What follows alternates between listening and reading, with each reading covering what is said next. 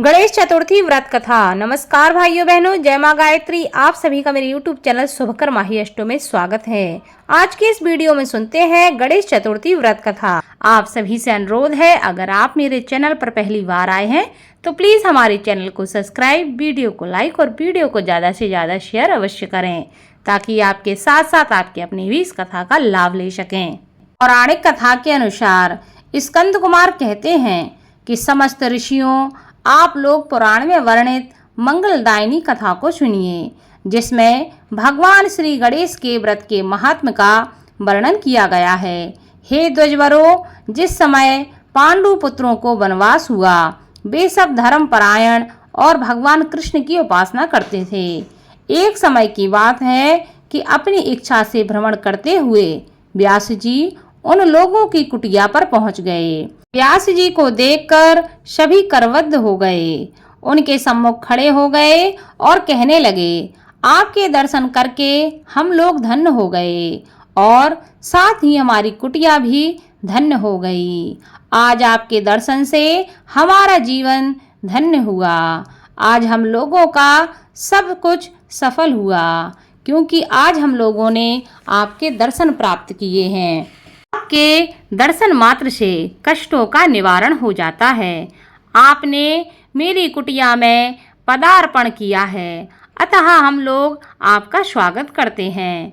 हम लोग राजयुत होकर भी आज अपने आप को धन्य मान रहे हैं।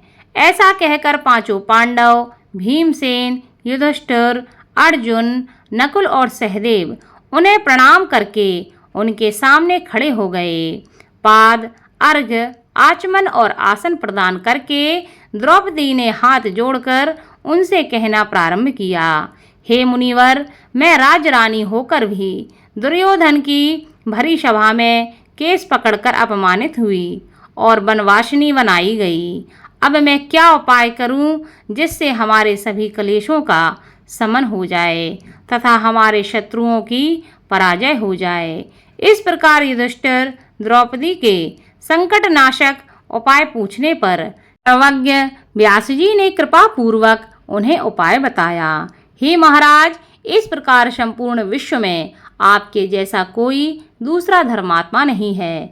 मैं आपसे ऐसे व्रत का वर्णन करूंगा जिससे आपके समस्त दुखों और कष्टों का निवारण हो जाएगा। इस व्रत शुभदायक, फलदायक, दिव्य और पृथ्वी पर सभी मनोरथों को पूर्ण करने वाला है। इस व्रत के करने से विद्यार्थियों को विद्या और धनार्थियों को धन का लाभ होता है। इस संबंध में एक प्राचीन कथा है जिसका मैं तुमसे वर्णन करता हूँ। युधिष्ठिर, उसे तुम ध्यान से सुनो। प्राचीन समय की बात है। सतयुग में चंद्रसेन नामक एक राजा थे। वे अपनी रानी के साथ दीक्षा लेकर परिवार के सहित रहते थे। वे अपने स्वजनों, उनके पुत्रों एवं कुटुंबियों के साथ अपना जीवन आनंद पूर्वक व्यतीत कर रहे थे। सौभाग्य से उनकी रानी बहुत ही गुणवती तथा पतिव्रता थी। हे राजन, युधिष्ठिर उनका नाम रत्नावली था। वह पतिव्रत का पालन करने वाली थी। स्कंद जी कहते हैं कि हे मुनिवरों, राजा और रानी में परस्पर बहुत प्रेम था। एक समय दैव योग से शत्रुओं ने उनके राज्य को हस्तगत कर लिया। शत्रुओं ने राजा के कोष पर अधिकार करने के साथ ही सेना पर भी अपना आधिपत्य जमा लिया। राजा का साथ अपने भाई बंधुओं से छूट गया। राजा भ्रष्ट होकर राजा अपनी रानी रत्नावली के साथ वन में चले गए। एक ही वस्त्र में लिपटे वे दंपत्ति भूख प्यास से विकल हो गए। हे युधिष्ठिर, रानी रत्नावली के साथ राजा अकेले वन में भटकने लगे। दोनों भूख प्यास से पीड़ित होकर वन में चलते चलते उन दोनों को सूर्यास्त हो गया। उस भयंकर वन में शेर, बाघ, चकवा, बगुला, कोयल और सारस रहते थे। रानी के पैर में कांटा चुभ जाने से राजा को महान कष्ट का अनुभव हुआ। उस वन में घूमते हुए राजा ने प्रातःकाल महर्षि मार्कंडेय को दूर से ही देखा। धीरे धीरे चलकर वहां तक पहुँचे और उन्हें दंडवत प्रणाम किया। उनकी पत्नी ने श्री मुनि को बारंबार प्रणाम किया। वन में विराजमान तपस्वी एवं जितेंद्रिय मुनि मार्कंडेय जी से हाथ जोड़कर राजा ने कहा। राजा ने पूछा कि हे मुनिवर, मैंने पूर्व जन्म में ऐसा कौन सा पाप किया था जिससे मेरी राजलक्ष्मी शत्रुओं द्वारा छीन ली गई है। मार्कंडेय मुनि ने उत्तर दिया कि हे राजन, आप अपने पूर्व जन्म के वृतांत को सुनिए। मैं आपको बतला रहा हूँ। एक बार आखेट यानी कि शिकार के लिए आप गहन वन में चले गए। हरिण, चीते, खरगोश का शिकार करते करते उस वन में रात हो गई और अधिक मास की चतुर्थी आ गई। उस वन में आपने एक सुंदर सरोवर देखा और उसके किनारे लाल रंग की साड़ी पहने हुए नाग कन्याओं को देखा। वे सब गणेश जी की पूजा कर रही थीं। यह देखकर आपको बड़ा आश्चर्य हुआ। आपने वहां पहुंचकर बड़ी नम्रता पूर्वक पूछा कि हे स्वर्गगामिनी देवियों, गणेश जी की पूजा कैसे करनी चाहिए? आप लोग मुझे भी इस पूजा के बारे में कृपया करके बताएं। इसका प्रभाव हमें बतलाइए, क्योंकि मैं भी पूजन करना चाहता हूँ। नाग कन्याओं ने उत्तर दिया कि आप गणेश जी की पूजा कीजिए। इससे समस्त सिद्धियां प्राप्त होती हैं और नित्य ही शांति, पुष्टि, सुख और संतान एवं धन में वृद्धि होती है। राजा ने महिलाओं से पूछा कि गणेश जी की पूजा किस महीने में और किस तिथि को करनी चाहिए? इसमें किस वस्तु का दान देना चाहिए? इस पूजन की क्या विधि है? आप लोग कृपया करके मुझे यह सब बताएं। नाग कन्याओं ने उत्तर दिया कि हे राजाधिराज, अधिक मास के कृष्ण पक्ष की चतुर्थी को चंद्रोदय होने पर विधि सहित विघ्न विनाशक गणेश जी की पूजा करनी चाहिए। अपनी सामर्थ्य के अनुसार भक्ति भाव से पूजन करें। गणेश जी को पंचामृत से नहलाकर लाल पुष्प चढ़ावें। गंध, धूप, दीप, नैवेद्य, दूब, 2 वस्त्र, सुगंधित द्रव्य चढ़ावें। घी चीनी से बने हुए 15 लड्डू का भोग बनावें। उसमें से 5 लड्डू गणेश जी को अर्पण करें और 5 ब्राह्मण को दान दे दें। कुंवारी कन्याओं को पहले देकर बाद में स्वयं भोजन ग्रहण करें। गणेश जी की प्रसन्नता के लिए समस्त सामग्री गणेश जी को अर्पित करनी चाहिए। उसके बाद गणेश चतुर्थी की कथा को अवश्य सुनना चाहिए। ऐसा करने से मनुष्य की सभी मनोकामनाएं पूरी होती हैं एवं समस्त सिद्धियों की प्राप्ति होती है। गणेश जी के पूजन की यही विधि है।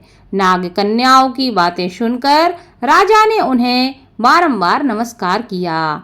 इस प्रकार राजा ने वहां गणेश जी के व्रत का मन में संकल्प करके सरोवर के तट पर जाकर गणेश जी का ध्यान किया और वहां से चले गए। इसके प्रभाव से गणेश जी आप पर प्रसन्न हो गए और आपको पुत्र, स्त्री, धन धान्य आदि से पूर्ण कर दिया। आपके महल में रत्नों के हार, स्वर्ण, गौ, हाथी एवं घोड़े, धन धान्य की वृद्धि होने लगी। कोई भी अभाव आपके जीवन में ना रहा। लेकिन कुछ दिनों के बाद आप धन को पाकर अपना व्रत भूल गए। इसके अनंतर आप उस जन्म में मृत्यु को प्राप्त हुए। हे राजन, उस जन्म में जो पूजन किया था उसके प्रभाव से आपका जन्म राजवंश में हुआ और सहृदय की मित्रता, सुंदर नारी का समागम एवं सुंदर शरीर की प्राप्ति होने से धन मद में आकर आपने व्रत करना छोड़ दिया, जिसके कारण आपकी ऐसी दुर्गति हुई है। राजा ने पूछा कि हे ब्राह्मण, अब मैं कौन सा काम करूं जिससे वर्तमान संकट से मुक्ति मिल जाए, जिस उपाय से हमारे जीवन के विघ्नों और कलेशों का नाश हो जाए तथा मुझे शांति की प्राप्ति हो। हे मुनि श्रेष्ठ, कृपया करके मुझे उपाय बताएं।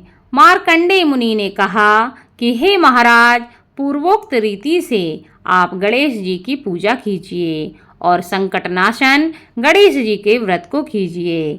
इससे गणेश जी प्रसन्न होंगे और आपको पुनः राज्य वैभव प्राप्त होगा। इसलिए संपूर्ण कष्टों के शमनार्थ आप स्वयं गणेश जी की पूजा कीजिए।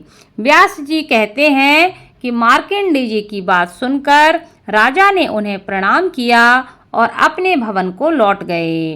रानी के साथ राजा ने भक्ति पूर्वक विधिवत व्रत करना प्रारंभ किया।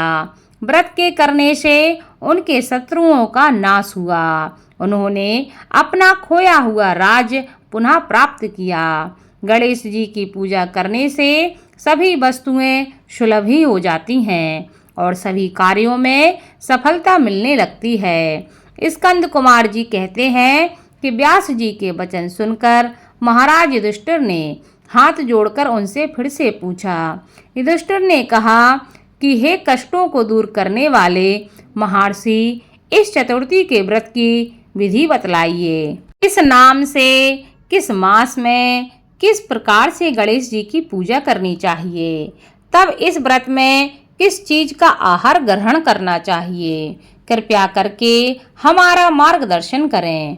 तब व्यास जी कहते हैं कि हे राजन, अधिक मास में चतुर्थी को गणेश्वर के नाम से पूजा करनी चाहिए। लाल कनेर के फूल चढ़ाकर लड्डू आदि का भोग लगावें। लाल चंदन, रोली, अक्षत और दूब को एक एक नाम से अलग अलग चढ़ावें। तत्पश्चात विश्वप्रियाय नमः कहकर आचमन करें। ब्रह्मचारिणे नमः कहकर स्नान कराएं। गणेश्वराय नमः से वस्त्र पहनाएं। पुष्टिदाय नमः से चंदन चढ़ावें। विनायकाय नमः से पुष्प चढ़ाएं। उमासुताय नमः से धूप समर्पित करें। रुद्रप्रियाय नमः से दीप समर्पित करें। विघ्न नाशने नमः से नैवेद्य अर्पित करें। फलादात्रे नमः से तांबूल चढ़ाएं। संकट नाशने नमः से फल चढ़ावें। इसके बाद विघ्न विनाशक गणेश जी से प्रार्थना करें कि हे सुंदर मुख वाले गणेश जी, मैं भव बाधा से ग्रस्त एवं भय से पीड़ित और कलुषों से संतप्त हूँ। आप मेरे ऊपर प्रसन्न होइए। हे दुख दारिद्र के नाशक गणनायक जी, मेरी रक्षा कीजिए। हे विघ्नों के विनाशक, आपको बारंबार प्रणाम है। उसके बाद इस मंत्र से पुष्पांजलि देकर चंद्रमा को अर्घ्य देवें। हे क्षीर सागर ग्रह संभूत, हे ध्वजराज, हे षोडश कलाओं के अधिपति, शंख में सफेद फूल, चंदन, जल, अक्षत और दक्षिणा लेकर हे रोहिणी सहित चंद्रमा, आप मेरे अर्घ्य को स्वीकार करें। मैं आपको प्रणाम करता हूँ। उसके बाद ब्राह्मण को भोजन करावें, लड्डू और दक्षिणा दें। देवता तथा ब्राह्मण से आशीर्वाद ग्रहण करें। अन्य द्वारा स्वयं आहार ग्रहण करें। रात्रि में भूमि पर शयन करें।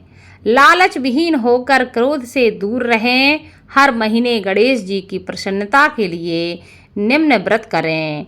इसके प्रभाव से विद्यार्थियों को विद्या, धनार्थियों को धन प्राप्ति होती है एवं कुमारी कन्याओं को सुशील वर की प्राप्ति होती है। और सौभाग्यवती रहने वाली महिलाओं अगर यह व्रत करती हैं तो दीर्घ काल तक पति का सुख भोगती हैं। विधवा रहकर व्रत करने पर अगले जन्म में वह हमेशा सधवा होती हैं एवं ऐश्वर्यशालिनी बनकर पुत्र पौत्र आदि का सुख भोगती हैं और अंत में मोक्ष को प्राप्त करती हैं। पुत्रेक्षु को पुत्र लाभ एवं रोगी को रोग निवारण मिलता है। भयभीत व्यक्ति भय से रहित हो जाता है एवं बंधन में पड़ा हुआ व्यक्ति बंधन से मुक्त हो जाता है। व्यास जी कहते हैं कि हे राजन, इस प्रकार आप भी इस व्रत को कीजिए। इस संकट नाशक चतुर्थी व्रत करने से आप गणेश जी की कृपा से अपने राज्य को पुनः प्राप्त कर लेंगे। राजा युधिष्ठिर ने इस व्रत को किया। इसके प्रभाव से उन्हें संपूर्ण शत्रुओं को रणभूमि में परास्त करके भारतवर्ष का राज्य अपने अधीन कर लिया। बोलो भगवान गणेश की जय।